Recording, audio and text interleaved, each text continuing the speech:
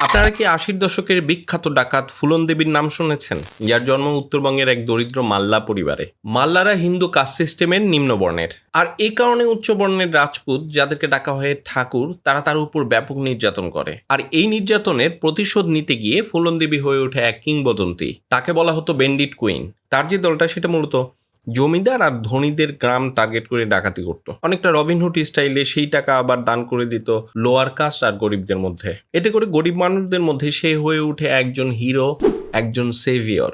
শেষ পর্যন্ত 11 বছর জেল খাটার পর যখন সে মুক্তি পায়, তখন সে হয়ে ওঠে একটা ইন্টারন্যাশনাল ফিগার। তাকে নিয়ে গল্পের বই, ডকুমেন্টারি, সিনেমা বানানো হয়। এর মধ্যে অন্যতম হলো শেখর কাপুরের পরিচালনায় ব্যান্ডিট কুইন।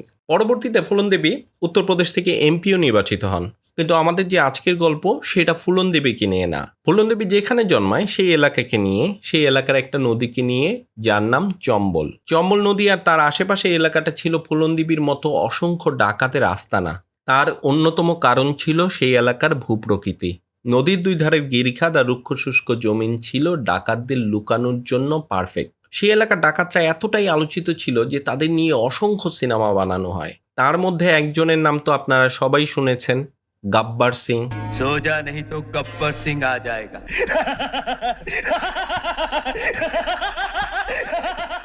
হ্যাঁ, আমি শোলে সিনেমার কথাই বলছি। সেই সাথে চম্বল কি কসম, কচ্চে ধাগে, চম্বল কি ডাকু ইত্যাদি নামের অসংখ্য সিনেমা বানানো হয়েছে।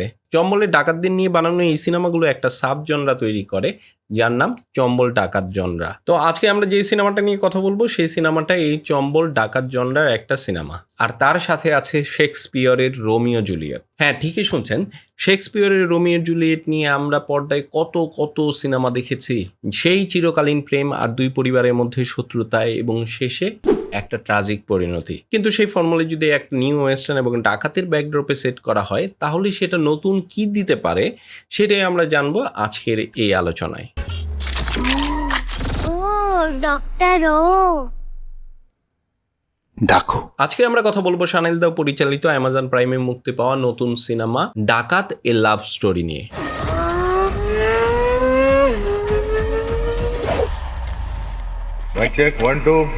আদি বিশেষ আর মৃণাল ঠাকুর অভিনীত এই সিনেমাটা দেখে আমার কাছে মনে হয়েছে এই সিনেমাটা কেবলমাত্র একটা প্রেমের গল্প এমনই না, এর ভেতরে আছে সামাজিক বৈষম্য, চিকিৎসা ব্যবস্থার অন্ধকার দিক আর এক চরম প্রতিশোধের নেশা। কেন তা মনে হয়েছে? চলেন তাহলে সেটাই বিস্তারিত আলোচনা করা যাক। তার আগে প্রথমে গল্পটা একটু বলে নেই। গল্পের যে মূল নায়ক সে হচ্ছে হরি। সে একটা খুনের আসামি হিসাবে জেল খাটছিল, কিন্তু কোভিড লকডাউনের সময় সে জেল থেকে পালিয়ে যায়। আর তার এই পালানোর পেছনে একটাই উদ্দেশ্য, সেটা হচ্ছে প্রতিশোধ তার প্রাক্তন প্রেমিকা সরস্বতীর উপর। হরির ধারণা যে সরস্বতী তাকে ধোঁকা দিয়ে জেলে ঢুকিয়েছে আর তার পরিণতির জন্য সেই দায়ী। জেল থেকে পালিয়ে হরি যখন সরস্বতীকে খুঁজতে বের হয়, তখন একে একে বেরিয়ে আসে তার অতীতের গল্প।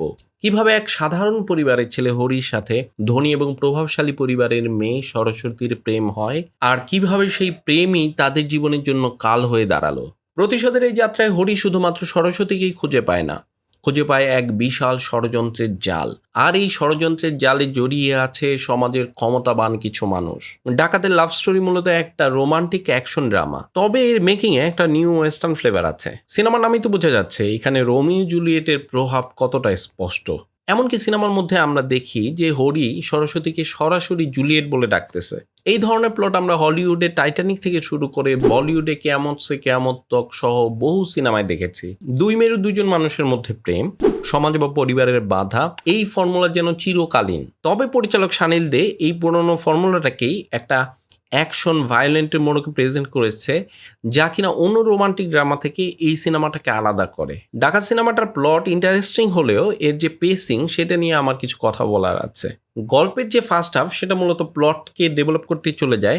এইখানে পরিচালক সময় নিয়েছেন তার ক্যারেক্টারগুলোকে ডেভেলপ করার জন্য, ফলে পেসিং কিছুটা স্লো মনে হতে পারে। তবে সেকেন্ড হাফে এসে গল্পের গতি এক লাফে অনেক বেড়ে যায়। একের পর এক রহস্য উন্মোচন হতে থাকে এবং অ্যাকশন সিকোয়েন্সগুলো গল্পে নতুন মাত্রা দেয়। চিত্রনাট্য যেটা সেটা লিনিয়ার থাকলেও গল্পে প্রচুর পরিমাণে ফ্ল্যাশব্যাক ব্যবহার করা হয়েছে। এই ফ্ল্যাশব্যাকগুলো হরির বর্তমান অবস্থার পেছনে যে কারণগুলো, সেইগুলোকে বুঝতে সাহায্য করে।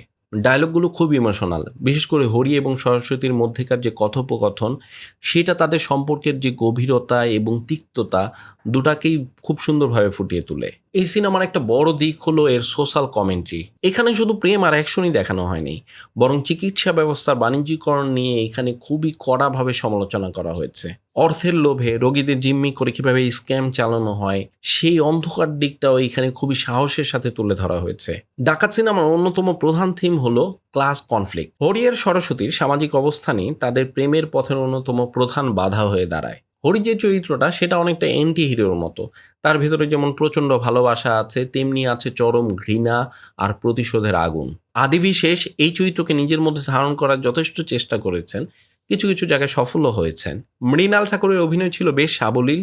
এমনিতে তার চরিত্রটা বেশ জটিল। সে কি হরিকে ধোঁকা দিয়েছে নাকি সে নিজেই পরিস্থিতির শিকার, এই রহস্যটা মৃণাল শেষ পর্যন্ত গল্পে ধরে রাখতে পেরেছে। অন্যদিকে অনুরাগ কাশ্যপ একজন অভিনেতা হিসাবে সবসময়ই খুব ইন্টারেস্টিং। অনুরাগ কাশ্যপ, প্রকাশ রাজ আর আতুল কুলকার্নি, এই 3 শক্তিমান অভিনেতা এই সিনেমায় খুবই গুরুত্বপূর্ণ 3টা চরিত্রে অভিনয় করেছেন। তাদের যে অভিজ্ঞতা সেইটা এই সিনেমাটাকে অনেক বেশি সমৃদ্ধ করেছে। পরিচালক সানিল দেওর এটা প্রথম সিনেমা। এর আগে তিনি সিনেমাটোগ্রাফার হিসেবে কাজ করেছেন, আর সেই অভিজ্ঞতার ছাপ তার পুরো সিনেমা জুড়েই খুবই স্পষ্ট। ডাকাতের যে সিনেমাটোগ্রাফি সেটা এক কথায় অসাধারণ।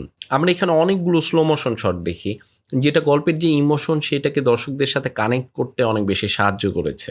ভিজুয়ালও খুব র এবং গ্রিটি, সেটা ডাকাতের যে থিম সেটার জন্য একদম পারফেক্ট। এই সিনেমার আরেকটি শক্তিশালী দিক হলো এর ব্যাকগ্রাউন্ড স্কোর। মিউজিক গল্পের যে ইমোশন এবং টেনশন সেটাকে বিল্ড করতে দারুণভাবে সাহায্য করেছে। বিশেষ করে অ্যাকশন সিকোয়েন্স এবং ইমোশনাল মোমেন্টগুলোতে বিজিএম বেশ কার্যকর ছিল। আবার এই এডিটিং ফার্স্ট হাফে একটু ঝুলে গেছে বলে মনে হতে পারে, কিন্তু সেকেন্ড হাফে এটা বেশ টান ছিল। আমার কাছে ডাকাত সিনেমাটার ভালো দিক হলো আদিবিশেষ এবং মৃণাল ঠাকুরের দুর্দান্ত কেমিস্ট্রি, শক্তিশালী ব্যাকগ্রাউন্ড স্কোর এবং সিনেমাটোগ্রাফি। এছাড়াও অনুরাগ কাশ্যপ, প্রকাশ রাজ এবং আতুল কুলকার্নির মতো অভিজ্ঞ অভিনেতারা এখানে একটা বাড়তি মাত্রা দিয়েছে। এবং সেকেন্ড হাফে গল্পের যে গতি এবং ইমোশনাল ইম্প্যাক্ট সেটা ছিল বেশ ভালো, কিন্তু ফার্স্ট হাফের পেসিং আবার একটু স্লো। চিকিৎসা স্ক্যামের যে সাবপ্লটটা আছে সেটা আরো গভীরে যেতে পারতো, আবার কিছু ক্যারেক্টার আরো ডেভেলপ করার সুযোগ ছিল, এবং ক্লাইম্যাক্সের শেষে যে ফিনিশিংটা সেটা একটু ক্লিশে মনে হচ্ছে। সব মিলিয়ে ডাকাত এ লাভ স্টোরি একটা সাহসী প্রচেষ্টা। পুরানো যে প্রেমের গল্প সেটাকে নতুন মোড়কে এবং সামাজিক ইস্যুর সাথে মিশিয়ে যেভাবে প্রেজেন্ট করা হয়েছে সেটা সত্যি প্রশংসার দাবিদার। এটা কেবলমাত্র একটা মাসালা মুভি যে এমন না, এর ভেতরে একটা আত্মাও আছে, যেটা আপনাকে বিনোদন দেবার পাশাপাশি ইমোশনালিও কানেক্ট করবে। সব মিলিয়ে ডাকাতের আমার যে রেটিং সেটা হচ্ছে 10-এ 7। তো এই ছিল ডাকাত লাভ স্টোরি নিয়ে আমার রিভিউ। আপনারা যারা সিনেমাটা দেখেছেন তারা আমাকে কমেন্ট করে জানান আপনাদের কাছে কেমন লাগলো। যারা দেখেননি তাড়াতাড়ি অ্যামাজন প্রাইমে গিয়ে দেখে ফেলেন, আপনাদের কাছে ভালো লাগবে এইটা আমি নিশ্চিত। আমার এই ভিডিওটা ভালো লাগলে লাইক শেয়ার করুন। এই ধরনের আরও ভিডিও দেখতে চ্যানেলটাকে সাবস্ক্রাইব করতে পারেন।